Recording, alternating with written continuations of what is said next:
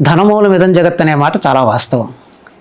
దానికి మరో మాట, భూమి తన చుట్టూ తాను తిరిగి సూర్యుడి చుట్టూ తిరుగుతుందని చెప్తున్నారు.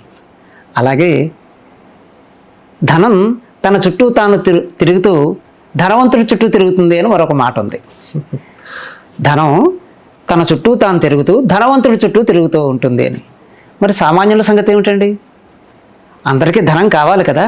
ప్రపంచంలో ఉన్నటువంటి మానవ సంబంధాలన్నీ కూడా ఆర్థిక సంబంధాలు అయిపోయిన రోజులు ఇవి.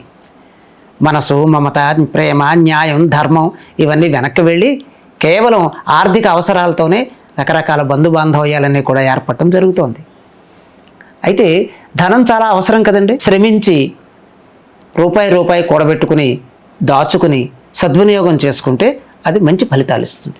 అయితే సంపాదించే అవకాశం లేనప్పుడు, ఆ అవకాశం రానప్పుడు ధనం కోసం మనిషి ఎంత ఆరాటపడతాడో మనకు తెలుసు. అయితే శ్రమకు పక్కగా దైవ శక్తి కూడా ఉంటే రెండిటి వల్ల ఎంతో మంచి జరుగుతుందని మన పూర్వీకులు చెప్పిన విషయం. ఉదాహరణకు మన ఆదిశంకరాచార్యుల వారి విషయమే తీసుకోవచ్చు.